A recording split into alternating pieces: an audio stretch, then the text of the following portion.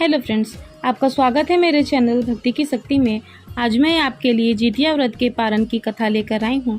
अगर आपको मेरी ये कथा अच्छी लगे तो कमेंट बॉक्स में चिमुत वाहन भगवान की जय अवश्य लिखें।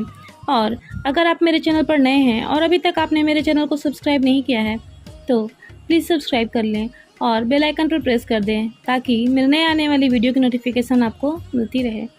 एक गांव में एक पति पत्नी रहते थे। उनका एक छोटा सा बेटा था।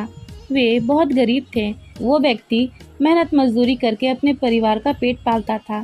धीरे धीरे समय बीता और उनका बेटा 5 साल का हो गया। लेकिन तभी अचानक उस व्यक्ति की मृत्यु हो जाती है। लड़के का नाम रामू था। पति की मृत्यु के बाद घर की सारी जिम्मेदारी रामू की माँ पर आ जाती है। वो पति की मृत्यु के बाद बहुत दुखी रहने लगती है। खाने पीने को भी लाले पड़ गए। तब रामू की माँ पास पड़ोस के लोगों के घर में काम करने जाने लगी। काम करने के बाद जो कुछ भी मिलता उसी से उनका गुजर बसर चलता था। एक दिन की बात है, जितिया का त्योहार आने वाला था। रामू की माँ बहुत दुखी थी अपने बेटे की चिंता में।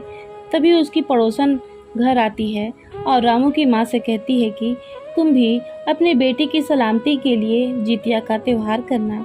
तुम्हारा तो एक ही बेटा है और वही तुम्हारा एक सहारा है। वो ठीक रहे और उसकी आयु लंबी हो, इसी कामना से तुम यह व्रत रखना। तब रामू की माँ बोली, हाँ बहन, मैं जितिया का व्रत जरूर रखूंगी। फिर जितिया का नहाय खाए का दिन आया तो रामू की माँ ने तो जल्दी उठकर सारा काम कर लिया, पूजा पाठ की। फिर पड़ोसियों के घर काम करने चली गई।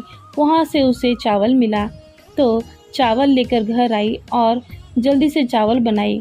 उनमें से कुछ चावल निकालकर रख दी और कुछ खा ली।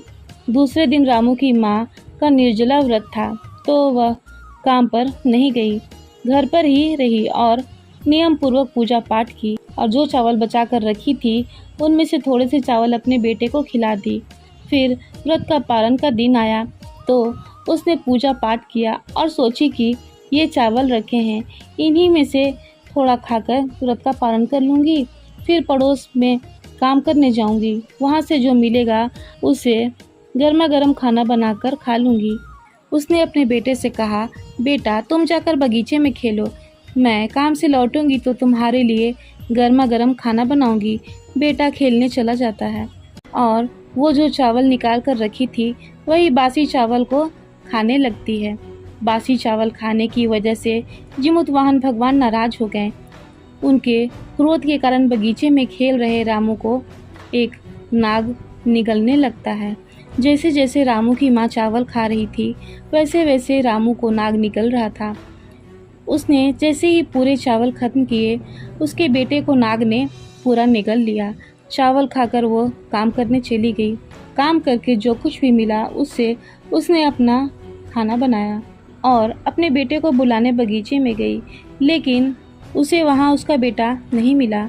वो रोने लगी। उसने पड़ोसियों से पूछा लेकिन उसका बेटा कहीं नहीं मिला। फिर वो ज़ोर ज़ोर से रोने लगी कि मैंने तो उसकी सलामती के लिए जितिया का व्रत रखा था और यह सब क्या हो गया। उसे रोता देखकर जिमुत वाहन भगवान को उस पर दया आ गई। वो एक बूढ़ी माँ का वेश रखकर रामू की माँ के पास गए और उससे पूछे कि बेटी क्यों रो रही हो। तब रामू की माँ बोली, माँ जी, मेरा एक ही बेटा है, वही मेरा सहारा है, वो नहीं मिल रहा है, जाने कहाँ चला गया। मैंने तो उसकी सलामती के लिए पहली बार जितिया का व्रत रखा था, फिर भी ये सब हो गया, अब मैं क्या करूं। तब बूढ़ी माँ ने पूछा कि बेटी तुमने व्रत के पारण में क्या खाना खाया था। तब वो बोली, माँ जी, मैंने व्रत के पारण में बासी चावल खाए थे। तब बूढ़ी माँ बोली, तुमने यही तो गलती कर दी, जितिया के पारण में ताज़ा बना हुआ खाना खाना चाहिए, इसी कारण यह सब हुआ है। तब रामू की माँ बोली, अब मैं क्या करूं? हे जिमुत वाहन भगवान, मुझसे भूल हो गई, मुझे क्षमा कर दो, मेरा बेटा मुझे वापस कर दो। भगवान को उस पर दया आ गई। तब बूढ़ी माँ ने उसे बताया कि तुम अगले साल जितिया का व्रत करना, नियम पूर्वक पूजा पाठ करना, गर्मा गर्म भोजन तैयार करना और उसे ही खाकर व्रत का पारण करना, तो तुम्हें तुम्हारा पुत्र जरूर मिल जाएगा। अब रामू की माँ अगले जितिया व्रत का इंतजार करने लगी। धीरे धीरे समय बीतता है और 1 साल पूरा हो जाता है। फिर से जितिया का व्रत आता है तो रामू की माँ जितिया का व्रत रखती है, नियम पूर्वक पूजा पाठ करती है, पारण के लिए गर्मा गर्म भोजन बनाती है और व्रत का पारण करती है। जैसे जैसे वो गर्मा गर्म भोजन खाती है वैसे वैसे नाग उसके बेटे को उगल देता है। फिर जिमुतवाहन भगवान रामू को उसके घर के बाहर छोड़ आते हैं। रामू अपनी माँ को आवाज़ लगाता है।